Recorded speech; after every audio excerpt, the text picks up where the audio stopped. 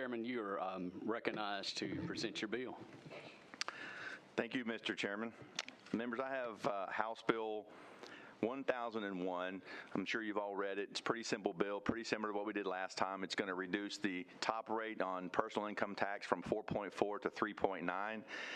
It'll also take the state's top corporate rate from 4.8 to 4.3 retroactive to January 1st, 2024.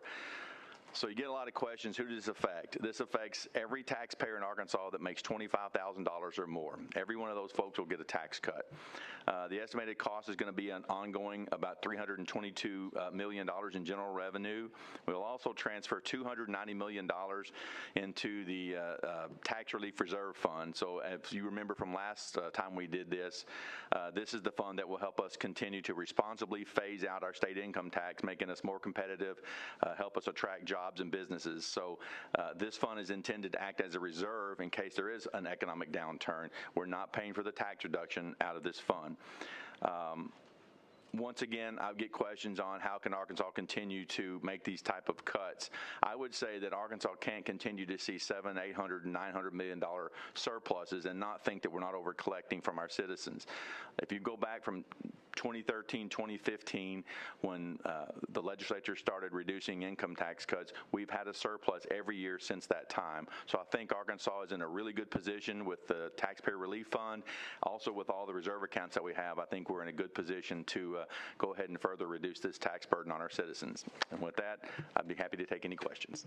Members, are there any questions from the committee? Representative Ray. Thank you, Mr. Chairman. With the transfer, the $290 million transfer, approximately what will be the new balance in the I forget the name of the fund, but the Taxpayer Relief Trust Fund? Or yeah, do you know that? $1 million? Yeah. I was going to guess almost $1 billion. I'm being told right at $1 billion. Okay, thank you. Representative Rye. Thank you, Mr. Chair. Representative Les, it mentions from 25 to 89, 600 at 3.9, but it's going to be everything up and above that too, isn't it, sir? Well, there are two tax tables. There's a lower table and an upper table. So the lower table will be the one you're referencing. If you make 25,000 up to 89, or I think it's 90,000 now, you'll get that top rate from those dollars on. If you're in the top bracket, anything over, I think it's $5,000 and up, you'll pay the top rate on. So the argument that it's a tax cut for the rich, I think, kind of falls flat on its face, because the people that are in the top bracket are paying that top rate on more of their income. But that's how the two brackets work. Thank you, sir, and thank you, Mr. Chair. Any further questions from the committee? Seeing none. Is there anyone in the audience who would like to speak for or against the bill? We did have a sign-in sheet out. We have one person signed up to speak against the bill. So if there's any other member of the audience that wishes to speak for or against the bill, if you'll give us that information. But we'll go ahead and start with, we have Keisha Brantley, the Executive Director for AR Advocates for Children and Families, that was to speak against the bill. And you may come to the table and introduce yourself and deliver your remarks.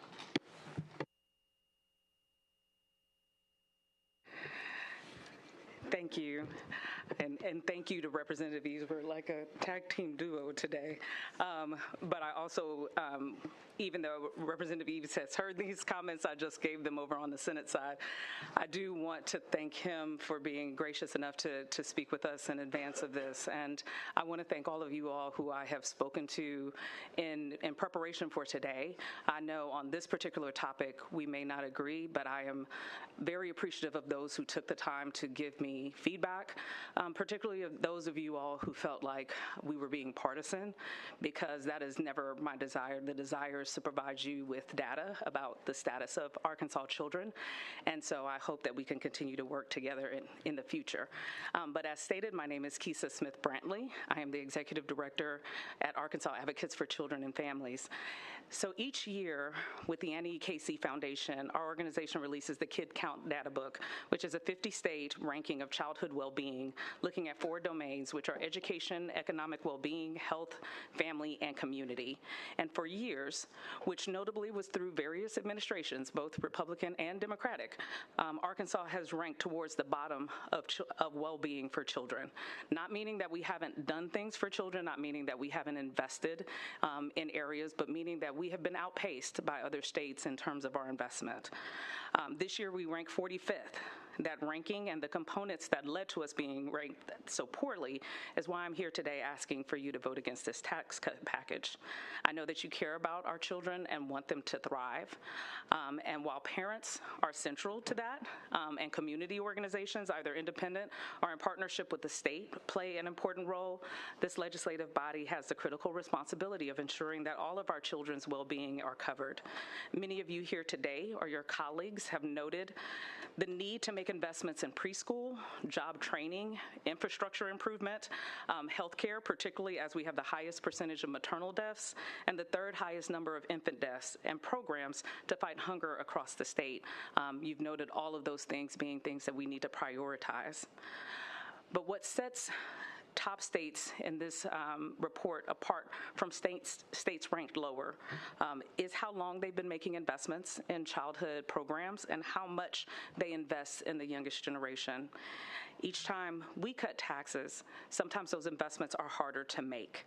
And on one hand, we discuss how much money the state has, but on the other hand, organizations like mine often hear that there are very limited long-term funding available for essential programs, even though just this package alone, including the homestead credit, would be $450 million. So I would like to note, I understand the desire to provide tax cuts. I definitely understand the desire to put money back in the pockets of individuals that are struggling right now, and equally understand that right now Arkansas is trying to compete with other states that are also trying to reduce their income taxes. But since the beginning of 2023, which is the tax cuts that I'm referring to, there are a number of things that have happened in that time. Particularly the percentage of children living in households with high housing cost burdens have increased. The percentage of teens not in school and not working has increased. The number of children ages 3 and 4 not in school either because they do not have access to pre-K or they do not have quality pre-K slots available. The percentage of 8th graders not proficient in math, the amount of babies born with low birth rate, and the number of children dying either accidentally or by suicide have all increased. And it is my belief that we can do better. Before cutting taxes again, we ask that you please invest in proven programs that help children thrive. Things like expanding access to early childhood education, funding programs that will keep more pregnant and postpartum moms alive, and increase funding for the foster care and the juvenile justice systems are a few programs to name. Now is the time to make bold investments for Arkansas children, and we hope that you will vote against the tax cut package, and during the next regular session, that we can have a robust conversation about the investments that are needed for our state's children. But again, we thank you for your time, and thank you for considering our comments. Ms. Brantley, will you entertain questions from the committee? Yes, sir. Any members have questions of Ms. Brantley? Seeing no questions, we thank you for your comments today. Thank you all. Next, we'll have Mr. Nick Horton to speak for the bill. If you'll come to the table, introduce yourself, and you begin your remarks. Yes, sir. Thank you, Mr. Chairman. My name is Nick Horton. I'm the founder and CEO of Opportunity Arkansas. Am I recognized? Oh, yes, sir. Okay, I said go ahead with your comments. I appreciate the opportunity to be here and speak today. I don't have any planned remarks. I wasn't really planning on speaking, but since I was here and there was time and I have a captive audience, I thought I would speak just a little bit. A couple things I wanted to note. on a high level about where Arkansas is at today. And I'll tell you just a little bit about our organization. So we're a nonprofit research organization here in the state of Arkansas, and our mission is to simplify government and solve generational problems. And when you look at Arkansas today, I think most of us would agree, government dependency and poverty and a state government that takes too much, and I think in fact in this case we're talking about takes more than it needs to operate and to keep the lights on, those are generational problems. And so we are supportive of efforts like what you're looking at here today to lower the tax burden on working Arkansans. I know, frankly, there's a lot of bad information out there about this proposal and the previous tax cuts that have happened over the last several years that I know many of you have supported.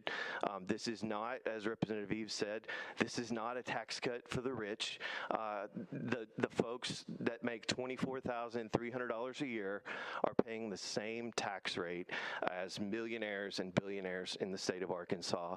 They're all going to receive an equal benefit in terms of the share of the tax reduction that they're going to get. And if I could also just address a few things that were said by the previous testifier. What we've seen consistently over the last 4 or 5 years is that as the legislature, as you all have reduced taxes, revenue has continued to go up. We have seen that time and time again. You all were here less than a year ago doing a similar round of tax cuts, and here we are again with nearly $1 billion surplus.